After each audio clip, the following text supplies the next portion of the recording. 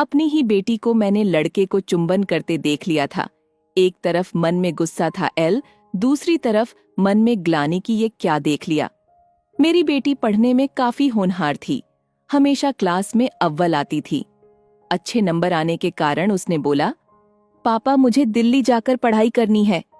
बेटी की बात पर भरोसा करके मैंने उसे दिल्ली पढ़ने की इजाजत दे दी, लेकिन उसकी माँ अभी भी कहती, हम छोटे शहर से हैं, पता नहीं हमारी बच्ची वहां जाएगी तो रह पाएगी या नहीं। उस पर मैं उसे बोलता, जब तक जाएगी नहीं तो कैसे पता चलेगा। जब दिल्ली गई कॉलेज में दाखिला हुआ तो उसे कॉलेज की तरफ से हॉस्टल नहीं मिला और वह एक प्राइवेट हॉस्टल में रहने लगी। उसने बताया कि वहां पढ़ाई का माहौल नहीं बन पा रहा है।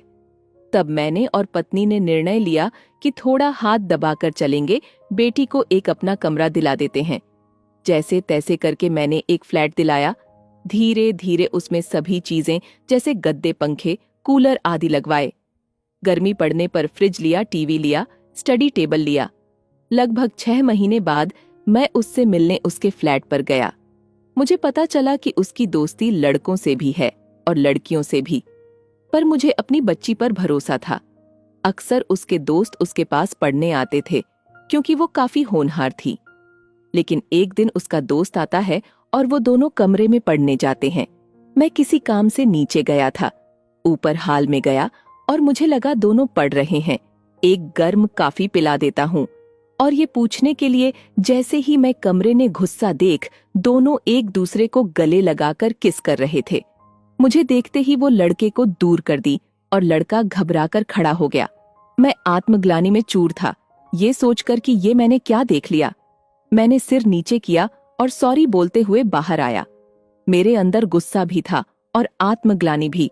समझ नहीं आया था जवान होती लड़की के निजी पल को इस तरह देखना सही था या नहीं, और मन में गुस्सा भी था कि जिस बेटी पर आंख बंद करके भरोसा किया वो ऐसे कर रही है।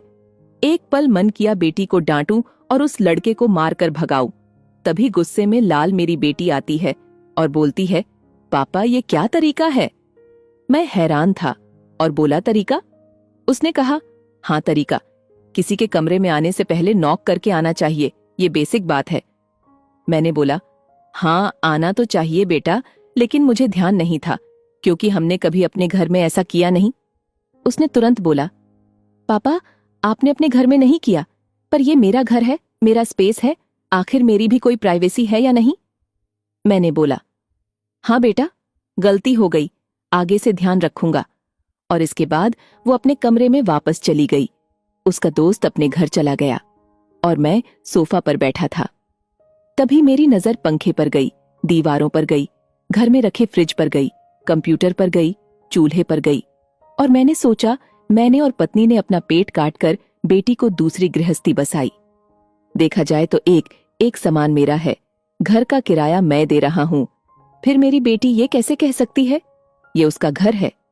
खैर उसकी बात ने मुझे हिला के रख दिया और मैंने अपना सामान बांध और जाने लगा। बेटी ने सामान देखा और बोली, पापा कहाँ जा रहे हैं। मैंने बोला, अपने स्पेस में जा रहा हूं, जहां मुझे कहीं आने जाने के लिए नॉक नहीं करना पड़ता। वो समझ गई थी कि मुझे उसकी बात बुरी लगी और मैं वापस आ गया। समय के साथ बच्चे बड़े होते हैं, हमें उनको स्पेस देना चाहिए, लेकिन वही बच्चे ये कैसे भूल सकते हैं कि हम माँ बाप अपना पेट काटकर उन्हें सब कुछ देते हैं और बदले में उसने सिर्फ थोड़ा सा समय और इज्जत चाहते हैं। मेरे संस्कारों में कोई कमी नहीं थी, फिर ऐसा क्यों? इसका जवाब मिला मुझे इंस्टा और फेसबुक के रील्स से। आजकल हमारे संस्कार पर सोशल मीडिया, इंस्टा के रील्स वाले संस्कार भारी पड़ रहे हैं। जैसे मोबाइल में आने वाली रील, जिसमें हर वीडियो में सिर्फ स्वार्थ के बारे में बताया जाता है।